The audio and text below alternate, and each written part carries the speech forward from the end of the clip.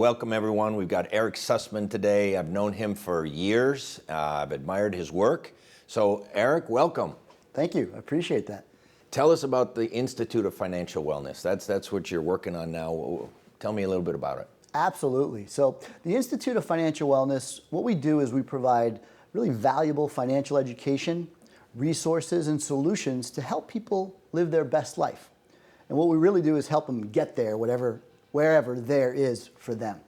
And we also help financial professionals with different marketing, different services, technology, things like that. And that really helps the advisors give the best value to their prospective clients and clients. And I think one of the best gifts that a parent can give their child is having their own financial shape and order, that they don't run out of money, that they've protected against long-term care and things like that. And so you help the parents of some of these younger people that we're going to talk about on how to build wealth. Now, what makes IFW different than other financial planning resources? There's really three key things that make what I think the IFW to be very special.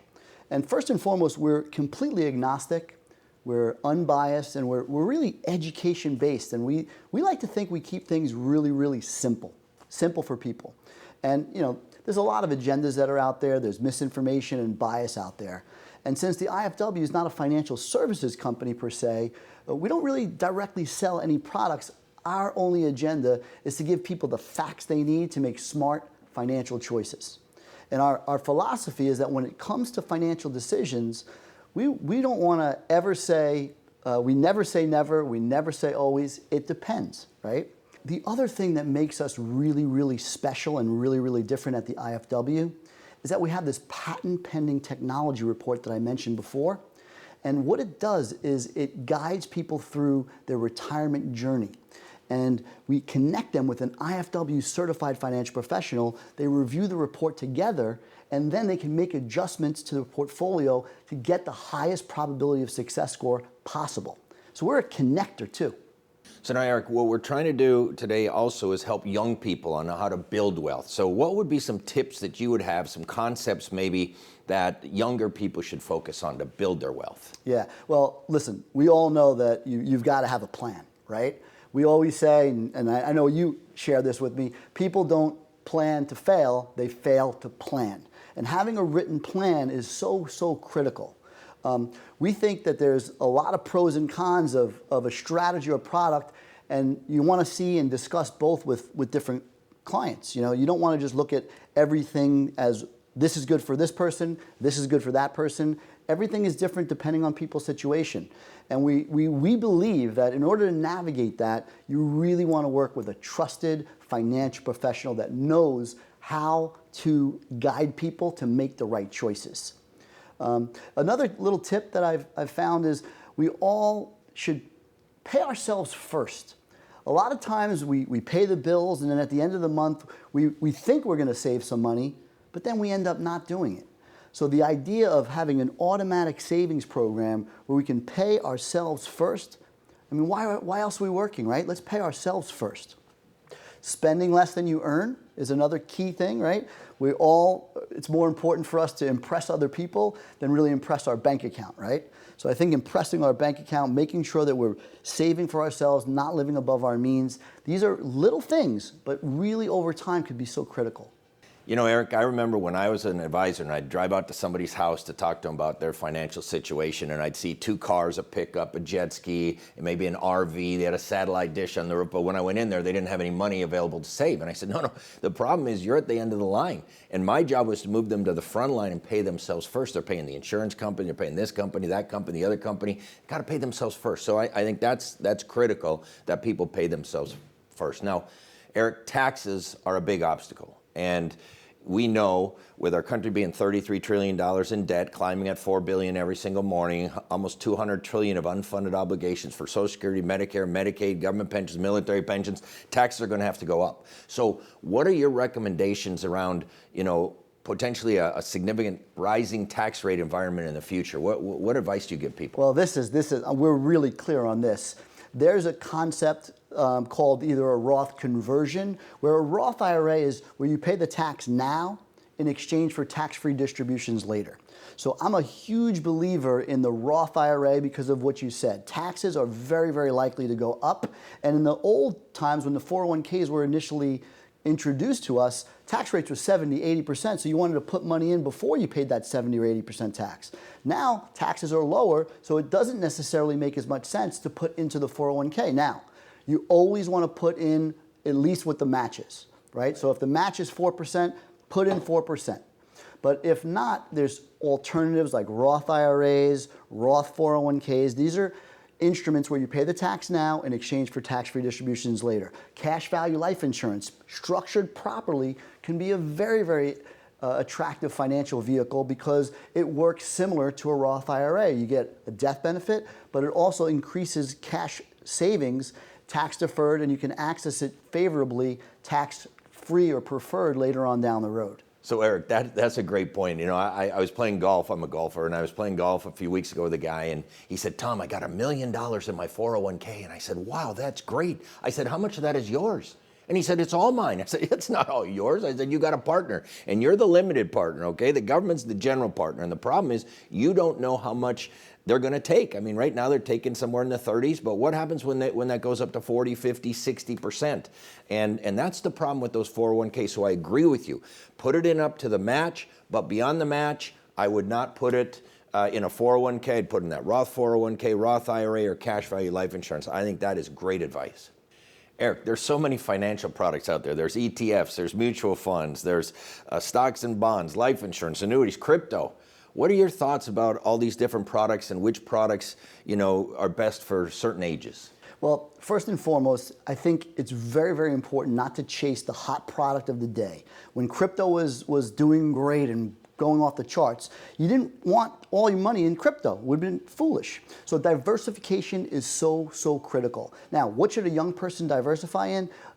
A diversified portfolio of mutual funds, ETFs, could be individual stocks and bonds, but you want to have a diversified portfolio, address it with a financial professional that has access to tools that can make for a very, very good diverse portfolio.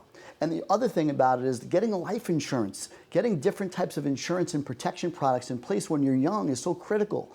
You know, now that I'm 51 years old, I realized that, you know, little things in your health change and it makes your premiums go up. So had I gotten more and more insurance when I was in my 20s and 30s and even my 40s, would have been so much better. You know, as a matter of fact, Tom, in terms of diversification, we have that retirement roadmap experience and that software report that we create for a lot of people. And we found, right, without proper diversification, we run something called Monte Carlo simulation, which is a probability success score. And this person had a 67% chance of achieving their goals based on what they were doing. And what they were doing is they just had a portfolio of stocks and bonds. When we added in stocks, bonds, and that indexed annuity as the volatility buffer, the part of it that de-risks the portfolio a little bit more, they went from a 67% chance of success all the way to a 96% chance of success. Pretty much a no-brainer. Yeah, and not only that, the failure is different because if you fail with the stock and bond portfolio, it could literally go down to zero. But with that volatility buffer you're talking about, even if some of the other investments went down, that will always still be coming. So the failure is different even. Yes. Yeah, no, I agree. You got to get insurance before you need it. People say, well, I don't need life insurance. Well, of course you don't. You can't buy any insurance when you need it. You got to get it. You're young, you're healthy. And everybody I talk to who's like in their 60s or 50s, 60s, 70s wish that they would have bought more life insurance in their 20s and 30s. I got my long-term care insurance when I was 42. So I think because insurance products depend on your health, those are things that you want to get when you're young as well. So, Erik, research shows that retirees, even if they have $1 million, are worried about running out of money. So what tips do you have for retirees? So running out of money is literally at the Institute of Financial Wellness at the IFW. We do a lot of research and talk to lots of different people. You said $1 million. People with $3, $4, $5 million are worried. They're concerned about running out of money in retirement. So, you know, this is where sequence of returns risk, longevity risk are two big things. And personally, there's been a lot of studies on how annuities can be a really, really good asset class when you're worried about running out of money. There are some phenomenal research papers out there from Ibbotson, who talks about fixed index annuities being a better replacement for bonds. BlackRock, $9 trillion of assets that they manage, they've come out with studies. Ernst & Young coming out with studies that talking about how annuities inside of a retirement portfolio make for it to be much more efficient. So we're big believers as you get older. Now for the younger people, that might not make sense just yet. Right. So younger people should be more in the investment world, and then once you have wealth, that's when you start talking about protecting it and distributing it more efficiently. So, Erik, we talked prior about when you lose money, if you lose 50% of your portfolio, it's not like if it goes up 50%, you're back at even. So how much do you need to break even in the market? Well, this is a very interesting concept. A lot of people look at their statement and they see, oh, I average 0%. But yet when they look at the amount of money they have, they went down 25%. How did that happen? Well, if you have a portfolio and it goes up by 50%, right? Fantastic. But what if it goes down 50% the next year? Did you know that you actually lost something called geometric return, which is the actual rate of return, 25%? Let's go through it. I have $100,000, it's up to 150, up 50%. Then it goes down 50%, it's down to $75,000. So another way of saying that, as you asked, is if I lose 50% the first year, I've got to make 100% to get back to even. So that those volatile markets are very, very concerning, which is why that concept of diversification is so critical. Yeah, no, it's true. And again, the younger people have the time on their side so they can weather the ups and downs. The older people don't necessarily have the time on their side. And so that's where that sequence of returns risk comes in. So, Erik, if somebody wanted to find out more about you, how can they find you? So, first of all, you can go to our website at www.the-ifw.com. You can learn so much at our website, and one of the things that you might want to be able to do is sign up for a Retirement Roadmap Experience webinar where you can learn and we can connect you with a financial professional as well. Yeah, no, that's awesome. Thank you very much for joining us today, Erik. Absolutely.